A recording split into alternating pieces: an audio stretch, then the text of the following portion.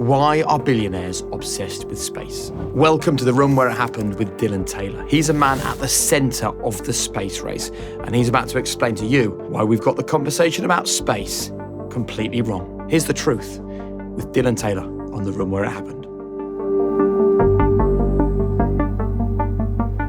Well, Dylan, welcome to the show. Thank you.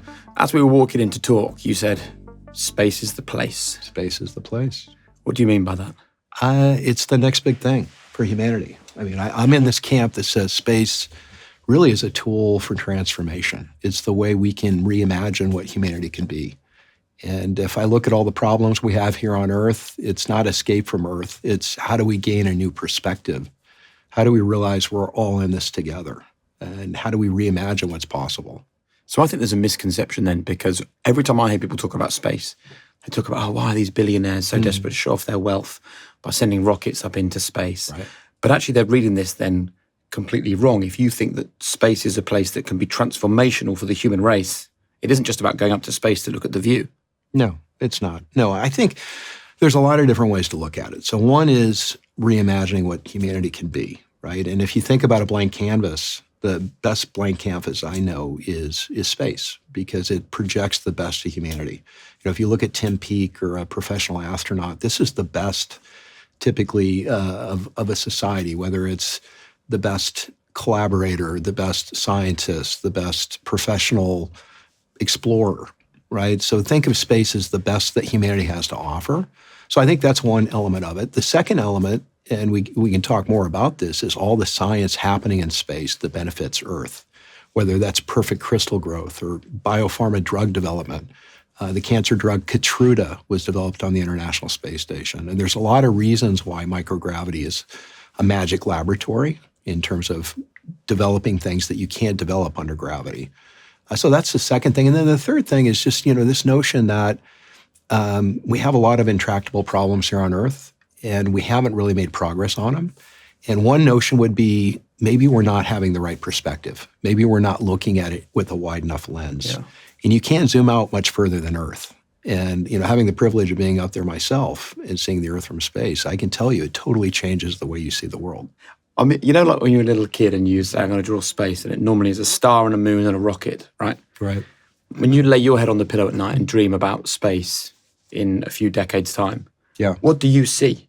So there's a couple of different ways to think about it. One is based upon a guy named Gerard K. O'Neill, and the other is based upon a guy named Elon Musk, who you might have heard of. I think they're complementary visions, but let me lay them out, because Jeff Bezos, for example, is in the O'Neill camp.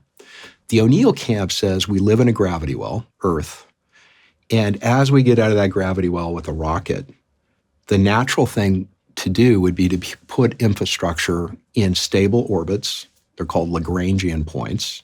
One Lagrangian point is where the James Webb Telescope lives, about 1 million miles from the Earth. But the point is, it's an orbit that doesn't degrade. So think of an orbit between the moon, the sun, and the Earth, and it's sort of permanently getting tugged in each direction so it remains in place. So imagine all the heavy industry on Earth, all the polluting industry, all the things that we do here that pollute the Earth or change climate, all those things. Imagine getting that heavy industry off the Earth and putting it in these Lagrangian points and making the Earth essentially a national park or a Shangri-La, a oasis, a utopia, at least physically a utopia. Yeah. So that's the O'Neill camp. I subscribe to that.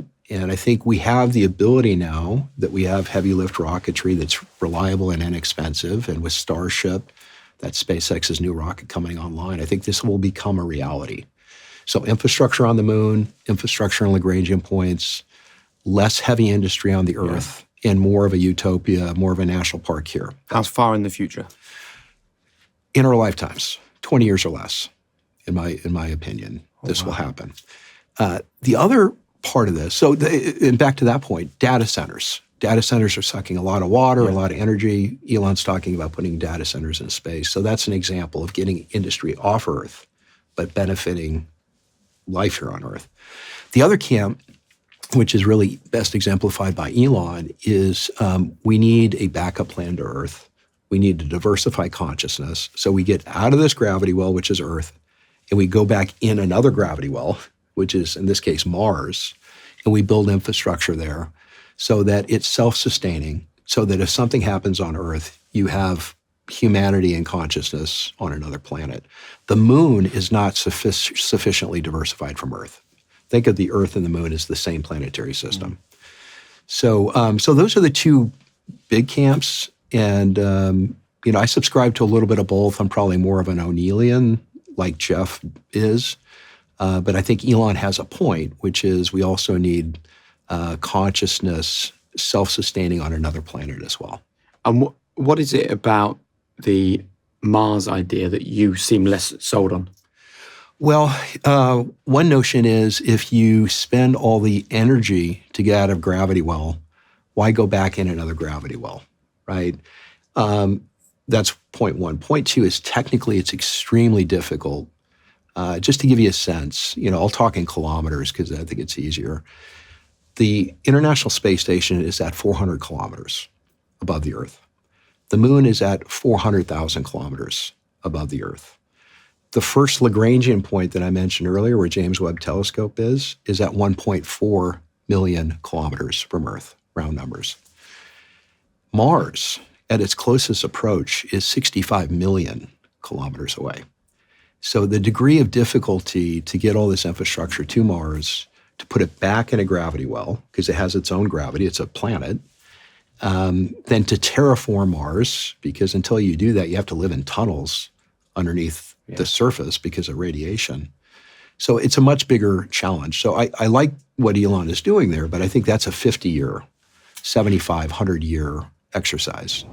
In today's world, reliability is everything. And that's why IFS.ai is designed to help mission-critical industries run with confidence. By embedding AI across core operations, businesses can reduce downtime, boost productivity, and make smarter decisions, whether it's asset management, service delivery, or product execution.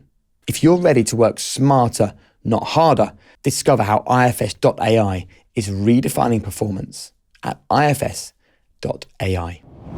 I think the risk would be, and the counter-argument is it's escape from Earth. And all the rich people leave, and all the people who don't have the resources stay. I think it's going to be the opposite. I think it's going to be the people in space are going to be, it's going to be, I was in Antarctica last week. Here we are,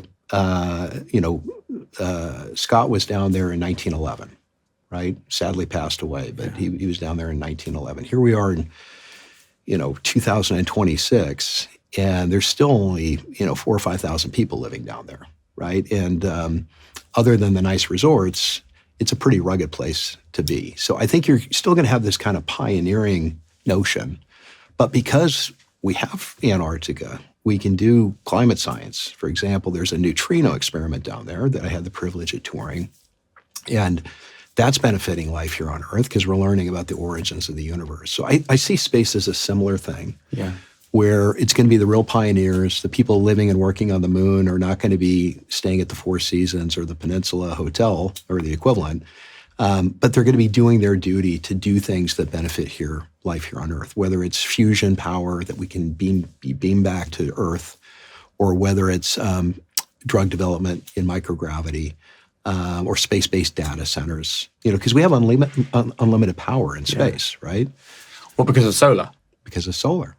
Yeah, it's always on. It's always on. Of course. No cloud cover. And by the way, when you're up there, the sun is white, of course, because there's no atmosphere. So it's our atmosphere that makes the sun look yellow? Yeah, indeed. So when you look at the sun up there, the sun is white. It's a star. Yeah, I know. So the Bezoses and the Musks of this world who are generating a lot of the headlines around this, are they involved in this because it's a transcendent experience or because it's a financial experience, do you think? I think their motives are pure in the sense that they mean what they say. I think Elon is very focused on diversifying consciousness, and he is a Mars guy. I believe that sincerely. Clearly, he's also the wealthiest person in the world, so that's had benefits as well. And by the way, he's starting to lap everybody else. Is that right? Well, I think so. I think last I saw, it was at 500 billion pounds or something. I mean, something crazy. But I think Elon's sincere about that. I think Jeff, who I know, was impacted by his own space flight. And that's when you saw him really donate to a lot of these Earth-based causes. So I think he's very sincere about that as well. So yeah, I think, it's interesting. There have been roughly 700 people who have been to space since the history of civilization. And I've had the privilege of meeting quite a few of them. And I would tell you, whether it's male, female, Russian, Korean, Japanese, American, English, fighter pilot, hardcore, artistic, autistic, spiritual, atheist, all of them have been impacted by spaceflight to a person. Wow. And it seems to be a universal cognitive shift. I'd love you to go a little bit deeper on the things that are happening right now while you and I are having this conversation that will change our lives in the short term. Yeah. So this is going to sound like science fiction, but this is actually happening. In microgravity, because microgravity exists because you're in perpetual free fall around the Earth, and they call it microgravity because there's a little bit of gravity, but not much. Yeah. Think of it as a magic laboratory. If you want to print a human organ, you can't do that here on Earth, because essentially you're depositing biological material, and the biological substrate doesn't have a chance to set up, right? So it'll collapse under its own weight. Right. So you can print an organ or a meniscus or a kidney in space. Now? Literally. Yes, you can absolutely do that. In fact, they've printed human meniscuses in space and brought them back down to Earth. But not put them into a human? No, but they've done animal trials. Right. So it's actually very close at this point. And it worked. And it does work because these are biologically identical to something you can do on Earth. Protein folding and drug formulation. So one of the challenges with human drugs is getting the right formulation. So formulation has to do with efficacy and whether it works or not. You can actually work all that out much better in microgravity than you can here on Earth. So the cancer drug Keytruda, which is a breakthrough drug being marketed today and utilized today, was developed in large part on the International Space Station. And that formulation was worked out with microgravity. So imagine a world not too far in the future where you need a new organ. And you don't want an organ from another human because it could be rejected, right? But you can take stem cells from your body. You can actually go to a commercial space station in the future, have those stem cells manipulated, have your organ printed on the station, have that organ be brought back down to Earth, inserted in your body, and it's biologically identical to your biology. So there's no chance of rejection. And that is something that is feasible today. We need to work out the scale and the details of it. But scientifically and biologically, this is something we can do today. It already permeates every single thing that you do.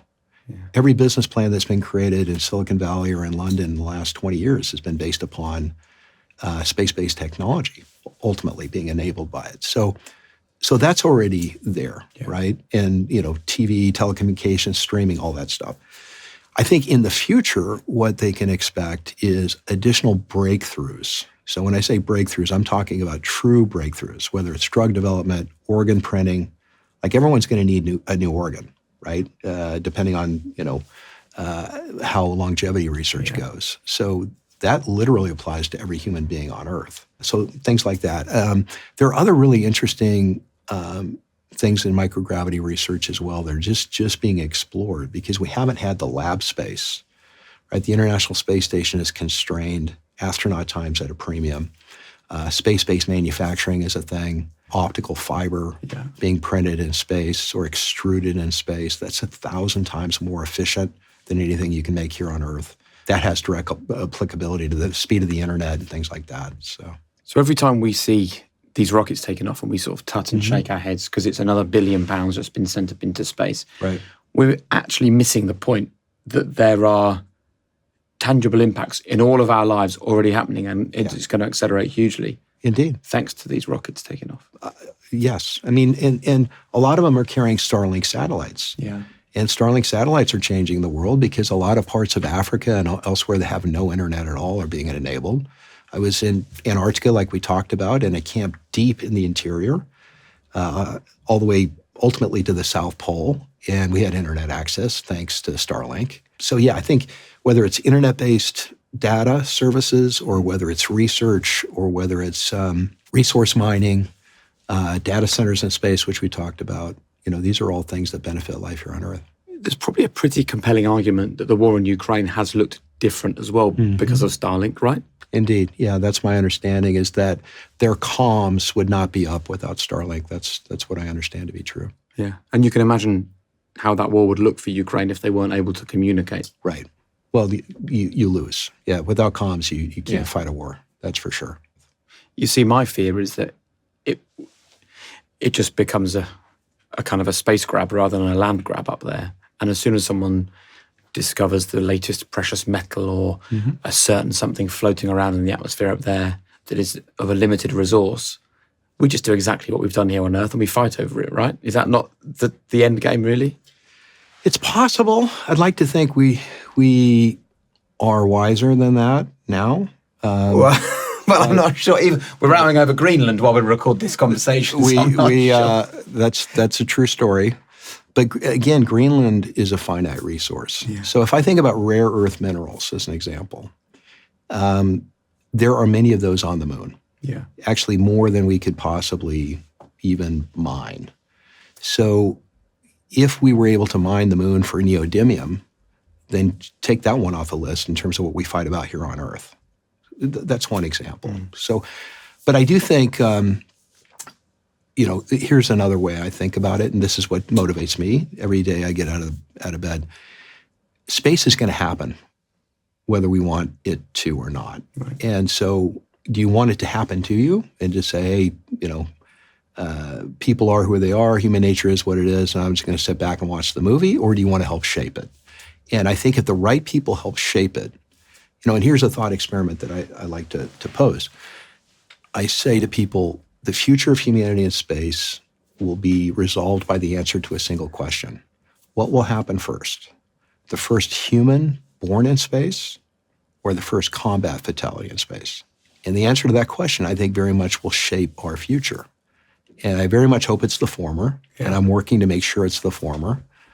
But our history, our future is not yet history, right? We haven't written it yet. So again, I think part of these conversations are important because people can help shape this.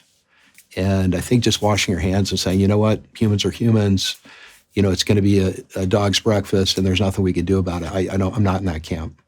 And Donald Trump has reduced the budget that NASA has, which is why private businesses are stepping forward and doing a lot of this frontier work. What's happening in China? Are they funding their own attempts to do the same thing? They are. Yeah, China is investing very heavily in space. And I would say it is astonishing what China is able to have done in the last 10 years in terms of catching up to the U.S. and other Western powers. So I think it's amazing what they've done. Their technology is, just maybe one hair below what the U.S. and Western technology is. Now, a lot of that technology is ours that they've repurposed, of course, as they're famous for doing. But they're investing very heavily in space. And is there a risk, do you think, if China is the country that wins this race? I think geopolitically there's a risk. I think there's a lot of soft power associated with space. I think there's a lot of countries that are on the fence. Yeah. Should I be, think of it as two different ecosystems like Apple and Android. The Chinese ecosystem and the Western-led ecosystem. There are a lot of countries that haven't chosen whether they want an iPhone or an Android. Yeah. So I think there's that risk. That being said, space has been a great collaborator. So on the International Space Station today, we have the Europeans, the UK, Canada, US, Japan, and Russia. And Russia, yeah. Russia. And Russia has been a great collaborator on the ISS. Now, in everyday experience, of course, there's lots of tension, but space seems to be above the fray in a lot of respects. What's the name of China's space station? Tiangong. Tiangong. And what does Tiangong allow China to now do that they perhaps weren't able to do previously? Well, I think a couple things. One is, so let's talk about the International Space Station, which I think they're trying to emulate. One is the science, so having scientific research. The second is the ability to have an outpost where you're, viewing the space or the Earth from space, and you can make decisions based upon that. But the third, which is probably the most important, is an expression of soft power, right? And this is why it's really important that with this next generation of commercial space stations, that we make these global efforts, that India, that the Gulf states, that South America, that Brazil, all these new space-faring nations gravitate towards the Western platform. I think it's really, really important. So just to give you an idea, I believe there's roughly 75 space agencies in the world today. 20 years ago, it might have been 15 or 20. Right. So, we have Apple, we have Android, but there's a big middle that hasn't chosen which side they're going to go to. So I think that's the opportunity it provides the Chinese, is to attract these countries that are on the fence to come over to their way of doing things. And on the subject of China, is there maybe an argument that the weakness of the Western approach is that it is trying to be collaborative? Yeah. And as we both know, when you're trying to involve lots of different parties, everything gets slowed down. Yeah. I think short answer is yes, there can be some risk there. Yeah. So for example, with China and the central planning, they can determine we're focusing on the moon. We're building a space station. That's what we're doing. Everyone's going to fall in line. Whereas maybe in the Western, maybe the Europeans and Americans don't agree necessarily on whether a space station's important or whether the moon's important. So I think there are risks to that. And there's definitely, I think, more acceleration under the Chinese model. However, what you sacrifice is the innovation and creativity that comes from having all these different vectors on the Western side that might not be perfectly aligned. And so what I would worry about for China and other models like that is, because they're getting, frankly, a lot of their innovation from us, right, by virtue of just copy-pasting what we're doing.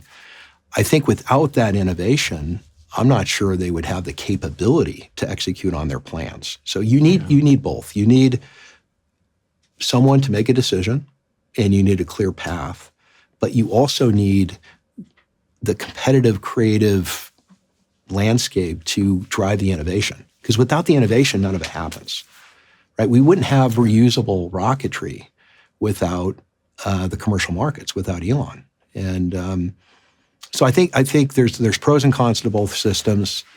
I think that the risk on kind of the Western-led system, I'll just take the U.S. for example, maybe one president is focused on the moon, the next president is focused on Mars.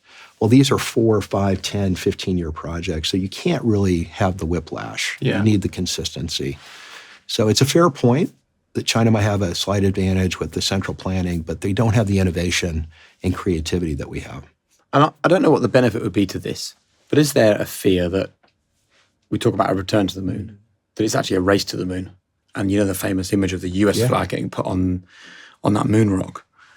Would there be people in other parts of the world that think, let's get there first, get the flag in, and that moon is ours? Yeah, for sure. Well, China, that's exactly what's happening. China is trying to beat the U.S. back to the moon. And when I say the U.S., I really mean the Western space programs. To own the moon? To control it? Well, to prevent others getting there? So there is a treaty, space resource treaty. Yeah, they never get broken. Well, I was going to say China's not a signatory to that. So, part of this is, you probably played King of the Mountain as a kid. So part of it is like, okay, well, it's your mountain until someone knocks you off the mountain. All that being said, the moon is a big planetary body. So even if you planted a flag and say we own the moon, it's not, how are you going to, you can't put a fence around it, right? So I think these are all really important issues, and they're all great topics, I think, for imagining, but I don't see a moon-based conflict in the near term. I don't see that. So do you ever see a day where Russia and China and the US and Europe and any other country that wants to be part of this conversation all come together and say, listen, instead of you building over here pretty much 99% the same as the thing we're building over here, and you spending billions, if not trillions, and us spending billions, if not trillions, up there we don't need to fight over things, as you've said, Dylan. So let's now agree not to do this individually. Let's do this as a planet rather than as a bunch of nations, which, by the way, we've just created ourselves anyway, right? It's a human construct. Indeed. Well, I think that's the vision of Star Trek, right? That's the Star Trek Federation, if you will. I don't think that'll happen anytime soon, but what I do think will happen is you'll have these two different ecosystems. I like to think the Western-led one will be larger than the other, and I think they will coexist.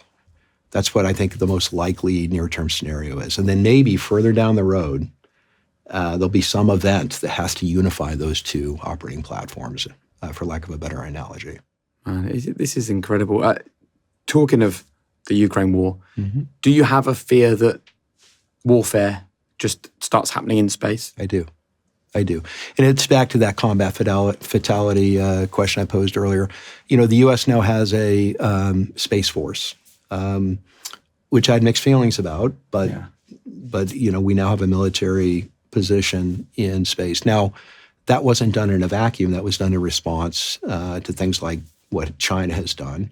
What have they done? All their astronauts are active duty military, every single one. And their posture has been very militaristic. I mean, that's just the bottom line. And so I do worry about it. You know, when you think about warfare, which I don't know much about, but I've read Sun Tzu and I've read, you know, Napoleon, space is the ultimate high ground, right? That much we know. And so I think from a military standpoint, it's important that if you're a superpower, that you have a space-based capability. So I think it's a real risk. And the thought at the moment is a lot of this is about what happens away from Earth. Can we go to Mars and live? So my little kids, who I've already mentioned, you know, not even teenagers yet, how should they be viewing space? Because traditionally, as a little kid, you're here and space is up there. Yeah. Feels like that's changing. I like this idea, and preview it with them when you talk to them, please, that space is it's the eighth continent. Yeah. Because a lot of people think about the space industry. You know, we don't talk about the China industry. We don't talk about the UK industry. It's like, these are domains, right? And so, and the thing I like to tell young people is, whatever your passion is, if you're a passionate cook, if you're a passionate artist, if you're a passionate writer, if you're a programmer, if you're a data scientist, doesn't matter what it is, all of those careers will have a space component to it.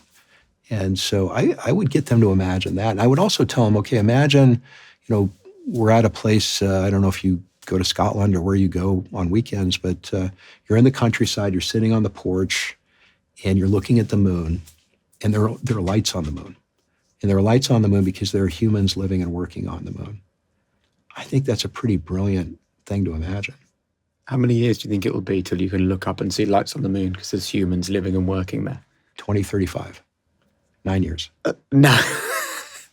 True story. And that's based on facts, knowledge? I mean, we're going back to the moon, we meaning humanity. The Chinese are going back, we're going back, the US is, with the Europeans' help. And we're going back to stay, which means there's going to be a moon base. And if there's a moon base, there's going to be lights. Oh my God, that's going to change the way the world looks forever. Well, that's just it. Every night, I'm going to see people up there. Well, that's my point. My point is, this is right around the corner, and I don't think people fully appreciate this is happening, right? And Starship, you know, again, credit to Elon. Starship, the next generation heavy rocket that is being built or has been built, is really a game changer, because it's not only the amount of mass that you can lift to orbit, it's the cadence by which you can launch. So today, not Starship, the previous generation of SpaceX rocket, which is the Falcon, is launching every 48 hours. Every 48 hours. That is astonishing. SpaceX sent more satellites to orbit in 2025 than the history of humanity put together up to that point. So it's snowballing. And so we'll be, in fact, our space station, Starlab, will be launched to space in one launch. The entire thing, 60 metric tons, will be launched to space, 2029. And you want to go? Love to go. I would love to go. We'll do it. We'll do a reprisal of this podcast in 2029 up there. That's a deal. That's a deal. There can't be many people that would say no to the offer of going up to space. Well, some people need a hall pass, you know, from their significant other. Or whatever. I mean, I needed one for my wife to go, but yeah. It's noble work. Well, thank you. I think it is too. And the ambition for Starlab is is to be an all-encompassing place where multiple countries are involved, and it does the opposite of kind of create tension and division. Indeed. And in fact, so it's called Starlab because it's focused on the lab and research component. It has 100% of the research capacity of the International Space Station. So think of that. But then the partners we brought in, because we formed a separate joint venture, Airbus, representing Europe, including the UK for that matter, because they're huge in the UK, as you know. Mitsubishi, representing Japan. There's a company, largest aerospace company in Canada called MDA. They're involved. And then we have other companies that your viewers have probably heard of, including Palantir and others that are involved. Right. So the idea is recreating that dynamic nature of the International Space Station, but doing it in the commercial markets. Right. So that's the idea. And then, of course, we'll have much more diversity of use by other spacefaring nations, including Eastern Europe, South America, and elsewhere. We can't talk about a US-based business with a US-based businessman without talking about your president. Yeah. Is Donald Trump good or bad for your dreams for space?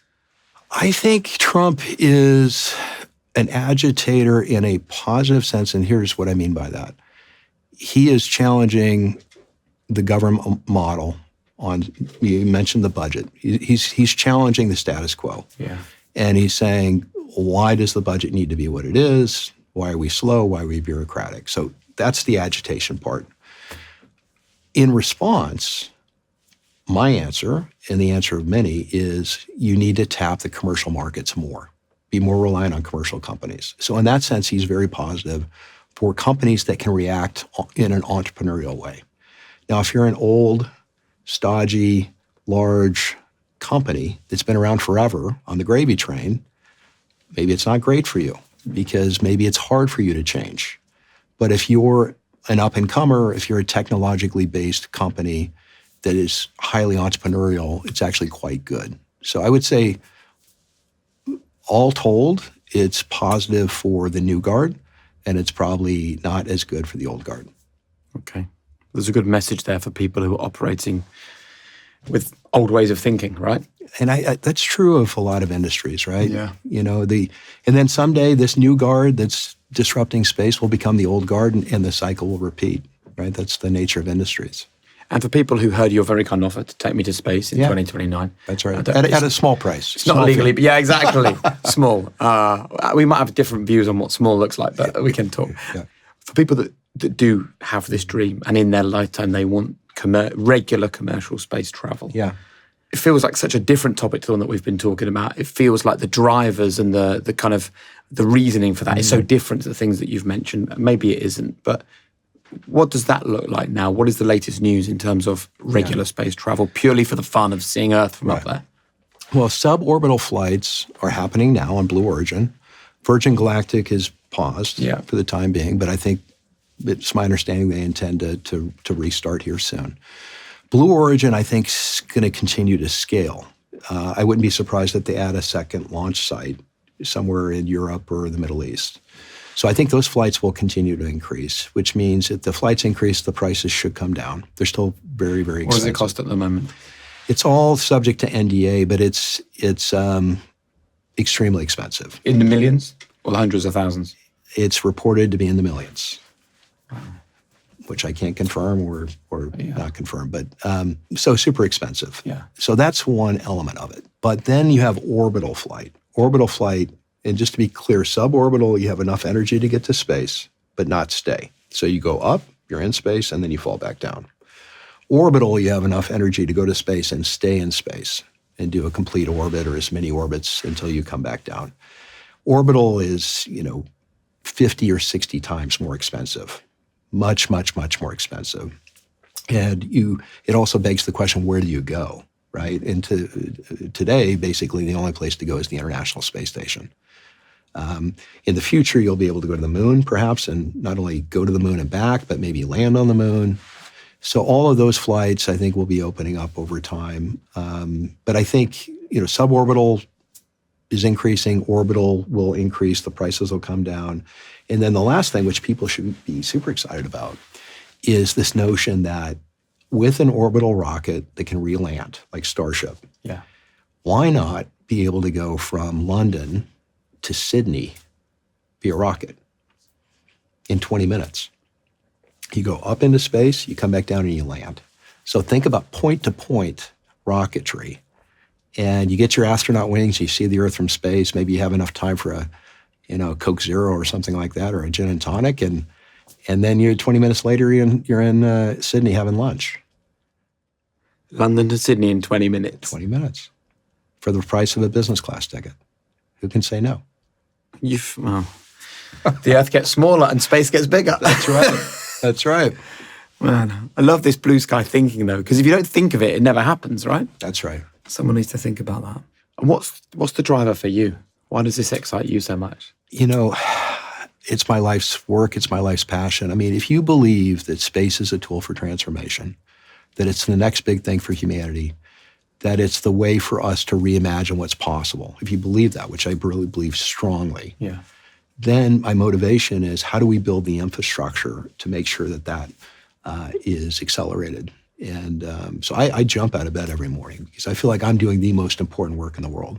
This is also the first time I've ever had a conversation about what's happening with this space race and felt excited. Yeah, well, good. Because people don't know these things. Indeed. What was the third reason why we need to pay attention to space? I think, again, it's this notion of projecting the best of us. So space, to me, if you look at motivation, right, human motivation, hope, excitement, things like STEM education. If you talk to a lot of Gen Alpha people today, they're very dystopian. If you look at the art, if you look at the books, if you look at the movies, it's very dystopian. The future is bleak. The future is evil, it's dark, it's depressing. And space is really an antidote for that because a lot of people get excited about space. They see a rocket launch, which is a bit of a spiritual experience. You can feel the thunder, the rocket against your body. You can see the arc in the sky. So these are the kinds of things. And sovereign astronauts. You have Saudi Arabia, UAE, Poland, other countries minting new sovereign astronauts. Why are they doing that? Because they're celebrities. Yeah. They're people who can get people excited. I had the honor of forming a nonprofit called Space for Humanity. We send humans to space. We pay for them to go to space in return for them coming back and doing something to benefit life here on Earth. And the beauty there is, for example, we sent the first Mexican-born female to space. So rather than someone like me going to Mexico and saying space is this tool for transformation, it's a young Mexican woman saying that. Yeah. And now she has a STEM education center that the Mexican president has formed named after her. She's on the cover of VOYG magazine. She has her own Barbie doll. She is a influencer on Instagram and YouTube, and she's inspiring young women and boys, for that matter, in Mexico to aspire to space and STEM education. So that's an example. So I think space as this kind of motivator and this beacon of hope, I think it's really, really, really important. And there are very few things in the world today that people can get excited about. Maybe sport and other things. There are things that unite us, but I think space is the great unifier. Great. Well, I look forward to traveling on one of your special jets at some point to Sydney as well. I'm sure you've got that in the planning. It's in the cards. Let's do it. Dylan, I love that conversation. I just think it's challenging people to think about the world and what's beyond it in a different way. So thank you. Thank you. Great being with you. Good man. Thank you very much. Cheers. That was I loved it. That was so interesting, yeah. I think that conversation, from my perspective, is a reminder that so often we get confused by the way that things are reported, and it changes the way we think about them. So actually, every time Jeff Bezos or Elon Musk does something big regarding space, it's all over the news, and therefore we think it's just a billionaire's playground. But then you hear Dylan sit here and he talks about the fact that China are racing against Western countries to be the first to get back to the moon. We have a conversation that there are things happening right now on Earth today that have been created in space that couldn't be created on Earth. And if we think about this as something in the future, we're totally wrong. Because every time you pick up your phone, every time you ask AI to do something, every time you create something technologically, it's happening up in space and then being fed to us down here on Earth. This is not something that's going to happen in our future. This is something that's happening right now. And I think we all have a duty to be educated about it. It's going to be fascinating. That was Dylan's take. I'd love to know yours. Hit me up in the comments.